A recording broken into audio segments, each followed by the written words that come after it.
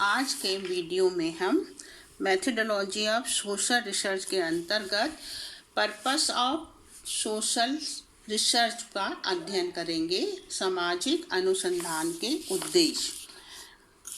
अब हम देखते हैं कि पहला प्रश्न है कि व्यक्ति अनुसंधान काम क्यों करता है, उसका क्या पर्पस होता है अनुसंधान करने से।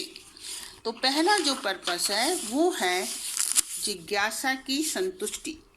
कुछ जिज्ञासु प्रवृत्ति के लोग होते हैं और उनमें हमेशा नए नए विषय जानने की इच्छा जागृत होती है, इसके लिए वो अनुसंधान काम करते हैं। दूसरा है छिपे हुए ज्ञान की जानकारी प्राप्त करने के लिए। आज समाज ने बहुत अनेक अनुसंधान कर लिया है, प्रकृति के संबंध में बहुत जानकारी प्राप्त कर ली है, किंतु अभी भी कुछ ऐसे विषय हैं जो मनुष्य के ज्ञान से क्या है बहुत दूर है। इनकी जानकारी प्राप्त करने के लिए भी अनुसंधान किया जाता है। तीसरा, पुराने सिद्धांतों की पुनः परीक्षा करने के लिए।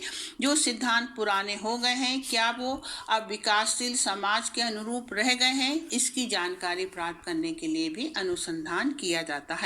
चौथा जो है, कोई घटना बार बार क्यों घटित होती है। समाज में कुछ घटनाएं ऐसी हैं जैसे महिला अपराध, जिसको कितनी भी सरकार के द्वारा, पुलिस के द्वारा रोकने की कोशिश की जा रही है, किंतु फिर भी इनकी संख्या बढ़ती जा रही है। तो क्या कारण है कि वो रुक नहीं रहे हैं, इसके लिए अनुसंधान किया जाता है।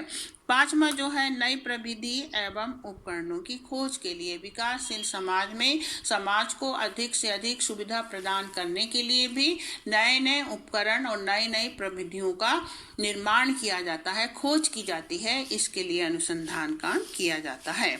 जेफ बेजोस जो हैं वो लिखते हैं, जो कि आज वर्तमान में दुनिया के सबसे अमीर व्यक्ति हैं। उनका कहना है, मेरे व्यक्तित्व की और सफलता का केवल एक ही राज है, अनुसंधान। तो इस प्रकार से अनुसंधान केवल समाज के लिए ही नहीं किया जाता है, बल्कि इसके द्वारा व्यक्तित्व और व्यक्ति के व्यक्तित्व का और समाज दोनों का ही विकास होता है।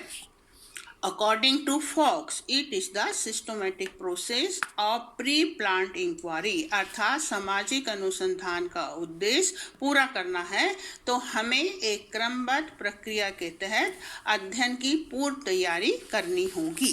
तो इस तरह से फॉक्स अपनी परिभाषा में स्पष्ट करता है कि in the light of the above definition and meaning conclude that research is a systematic and scientific method of discovering new facts and verifying old ones is to solve a problematic solution।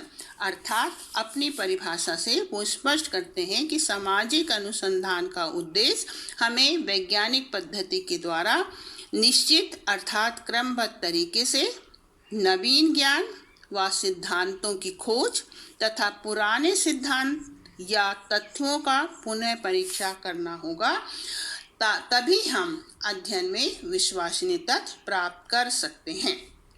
तो यदि हम fox की परिभाषा पर अध्ययन करते हैं तो हम पाते हैं कि उन्होंने अपनी परिभाषा में निम्न तत्वों को स्पष्ट किया है। पहला, अस्पष्ट सामाजिक घटनाओं को स्पष्ट रूप प्रदान करना। दूसरा, अनिश्चित तथ्यों को निश्चित रूप प्रदान करना। तथा तीसरा, सामाजिक जीवन की भ्रांत अवधारणाओं से संबंधित तथ्यों को संशोधित करना। और इस तरह से सामाजिक अनुसंधान को उन्होंने दो भागों में बांटा है। तो पहला जो है वो है सिद्धांतिक उद्देश्य, अर्थात एकेडमिक ऑब्जेक्ट्स, या जिसे हम कह सकते हैं इंटेलेक्चुअल ऑब्जेक्ट। तो अब हम देखते हैं कि इंटेलेक्चुअल जो एकेडमिक उद्देश्य हैं, सिद्धांतिक उद्देश्य हैं, उसको फॉक्स ने तीन भागों में बांटने की कोशिश की है। पहला, to find a new proposition. Second one, to discover new facts. और third one, the purpose and intimate knowledge for academic. तो इस प्रकार से ये तीन तथ्यों के द्वारा हम सैद्धांतिक उद्देश्य को समझ सकते हैं। तो फर्स्ट जो है वो है सैद्धांतिक उद्देश्य। प्रत्येक शोधकार का उद्देश्य ज्ञान की वृद्धि करना है। प्रत्येक सामाजिक अनुसंधान करता भी इसीलिए शोधकार करता है ताकि वह सामाजिक जीवन, सामाजिक घटनाओं और सामाजिक तथ्यों तथा समस्याओं की वास्तविकता के संबंध में अधिक से अधिक जानकारी प्राप्त कर सके।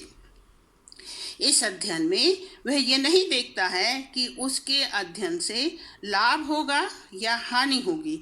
उसका एकमात्र लक्ष्य वैज्ञानिक होता है। बिना निष्कर्षों की चिंता करें वह ज्ञान को संचय करने का प्रयास करता है। उदाहरण स्वरूप, जब हम जाति व्यवस्था से संबंधित वर्तमान प्रक्रियाओं का अध्ययन करके उसके आधार पर सांस्कृतिकरण, आधुनिकरण या प्रभु जाति जैसी अवधारणाओं को प्रस्तुत करते हैं, तो यह कार्य जो है सामाजिक शोध के सिद्धांतिक उद्देश्य को स्पष्ट करता है। तो इस तरह सामाजिक अनुसंधान का जो प्रथम उद्देश्य है, जिसका आधार ही है कि अधिक से अधिक ज्ञान प्राप्त करना, नए तथ्यों की खोज करना है। समाज में हमेशा नई नई समस्याएं, नई नई घटनाएं उत्पन्न होती हैं। उनको समझना और समाज को गति प्रदान करने के लिए ही अनुसंधान किए जाते हैं। वर्तमान समय में हम पाते हैं कि महामारी में कोविड के समय शिक्षा जगत में एक नई पद्धति का जन्म हुआ, ऑनलाइन शिक्षा। यह शिक्षा नीति से लाभ और हानि दोनों तथ्यों को देखना होगा। यहाँ इस समय ऑनलाइन पद्धति के माध्यम से इंटरनेट, मोबाइल अर्थात संचार व्यवस्था का उपयोग कर शिक्षा को गति प्रदान की गई। तो दूसरी ओर इस पद्धति से छात्र छात्राओं को किन किन बाधाओं का सामना करना पड़ा, ये भी देखना अनिवार्य है। अवलोकन के माध्यम से पता चला है कि भारत जैसे विकासशील देश में बिजली, इंटरनेट, मोबाइल आदि की कमी के कारण विद्यार्थियों को अनेक समस्याओं से जूझना पड़ा। इसी तरह से सामाजिक अनुसंधान के माध्यम से आकस्मिक समस्याओं का अध्ययन किया जाता है ताकि ज्ञान वृद्धि के द्वारा समस्या को समझा जा सके, साथ ही उसका उत्तरोत्तर विकास करके समाज को विकास की ओर अग्रसर किया जा सके।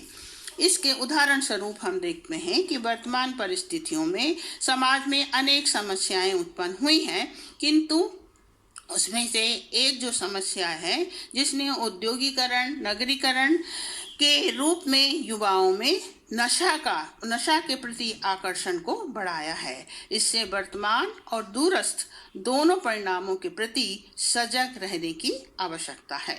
सामाजिक अनुसंधान का उद्देश्य नए नए तथ्यों एवं प्रविधियों का निर्माण किया जाता है ताकि आने वाली ये जो समस्याएं हैं और जो व्यक्तियों के जीवन को विघटन की ओर ले जाती हैं, उनको एक नई दिशा निर्देशित की जा सके तथा पुलिस और नशा प्रणाली के बीच जो सह संबंध है उसको समझा जा सके।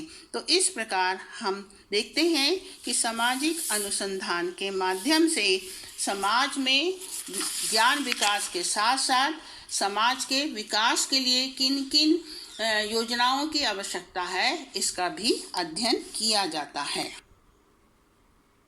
सामाजिक अनुसंधान का दूसरा उद्देश्य उपयोगितावादी प्रैक्टिकल ऑब्जेक्ट्स।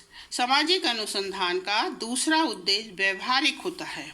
उसका अर्थ है जो ज्ञान अनुसंधानकर्ता प्राप्त करता है उसका उपयोग मानव समाज, मानव व्यवहार एवं सामाजिक संरचना के उत्तम बनाने के लिए किया जाना चाहिए। ऐसा होता भी है। यदि कोई अपने ज्ञान को अपने तक सीमित रखता है तो वह वैज्ञानिक नहीं हो सकता है। वर्तमान विकास की अवस्था में कई नई वैज्ञानिक एवं तकनीकी के द्वारा समाज का विकास एवं मनुष्य को अनेक सुख सुविधाएं प्राप्त हुई हैं, किंतु इसके परिणाम स्वरूप औद्योगिकरण, नगरीकरण, शहरीकरण के आधार पर कई औद्योगिक जटिलताओं एवं व्याधि की समस्याओं का भी जन्म हुआ है। उदाहरण स्वरूप चोर डकैती, बाल अपराध, आत्महत्या, तनाव, बेकारी, निर्धनता, आतंकवाद, साइबर क्राइम, ये ऐसी समस्याएं हैं जिससे समाज में अनेक समस्याओं को जन्म मिला है। आज यह बात स्पष्ट हो गई है कि व्याधि की समस्याओं के लिए स्वयं समाज या सामाजिक परिस्थितियां उत्तरदायी होती हैं। जेल और पुलिस अदालत के बाद भी अपराध होते रहते हैं। सामाजिक अनुसंधान के व्यवहारिक उद्देश्य से हम इन्हें काफ़ी मात्रा में हल कर सकते हैं। पहला, सामाजिक समस्याओं के लिए उत्तरदायी कारणों का पता लगाना, to find the various cause for problem. ये जो समाज विघटनात्मक समस्याएं हैं, इनके कारणों का पता लगाना तथा समस्याओं के उन्मूलन की योजना बनाना सामाजिक अनुसंधान का उद्देश्य है। जैसा मैंने आपको ऊपर बताया कि महिला अपराध जो हैं वर्तमान में इनमें बहुत बढ़ोतरी हो गई है। तो यदि कोई स्टेट अपने यहाँ महिलाओं को सुरक्षा प्रदान करना चाहता है तो इसके लिए अनुसंधानकर्ता पुलिस के साथ मिलकर योजना बनाएगा। ऐसे स्थान को हॉट स्पॉट बनाया जाएगा यहाँ महिलाओं के संबंध में अपराध सबसे अधिक होते हैं, और फिर उसके लिए नए नए संसाधनों का जुटाया जाना चाहिए। कई जगहों पर जहां अंधेरा रहता है वहां स्मार्ट पोल लगाए जाएं, कैमरों की व्यवस्था की जाए, पुलिस की पेट्रोलिंग बढ़ाई जाए तथा जन जागरूकता के लिए संवाद स्थापित किए जाए। इस तरह यदि एक कार्य योजना बनाकर हम अपराधों को कम कर सकते हैं तो इसमें काफ़ी मात्रा में सफलता प्राप्त हो सकती है। दूसरा है भ्रांत अवधारणाओं को दूर करना, to provide principle for social problem.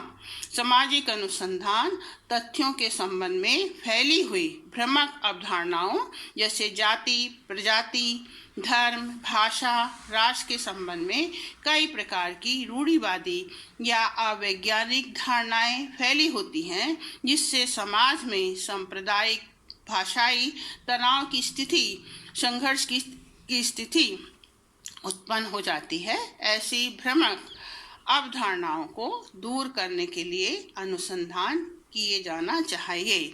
वर्तमान में कोरोना वैक्सीन के संबंध में जिस प्रकार की भ्रामक धारणाएं फैलाई गई हैं, तो सरकार अपना जो टारगेट है उसको पूरा नहीं कर पा रही है। तो ऐसी भ्रामक धारणाओं को दूर करके समाज में नियंत्रण और उसके विकास में और संगठन में दृढ़ करना सामाजिक अनुसंधान का कार्य है। इसी प्रकार से योजनाओं को सफलतापूर्वक लागू करने में भी सामाजिक अनुसंधान जो है वो कारगर सिद्ध होता है। समाज में कई योजनाएं बनाई जाती हैं, तो जिन लोगों के लिए योजनाएं बनाई गई हैं उनके आकांक्षाओं के, उनकी सुविधाओं और उनके सहयोग को कहाँ तक ध्यान में रखा गया है, ये योजना की सफलता का वास्तविक आधार होता है। तो सामाजिक अनुसंधान के द्वारा हम योजनाओं को जन साधारण तक उसका उद्देश्य और उसका लाभ पहुंच सके, इसके लिए योजनाओं को समझाना और इस कार्य के लिए सामाजिक अनुसंधान का सहारा लेना आवश्यक है। तो इस तरह सामाजिक अनुसंधान के द्वारा सैद्धांतिक एवं व्यवहारिक दोनों उद्देश्यों की पूर्ति होती है।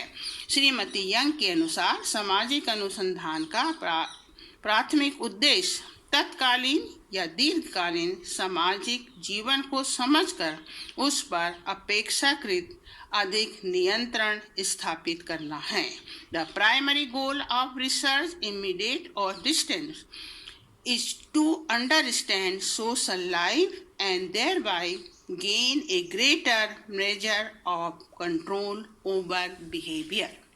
इस तरह अब आपको यदि मेरा वीडियो अच्छा लगे तो आप अपनी उंगलियों का उपयोग करके लाइक कीजिए, शेयर कीजिए, सब्सक्राइब कीजिए ताकि चैनल को सहायता मिल सके।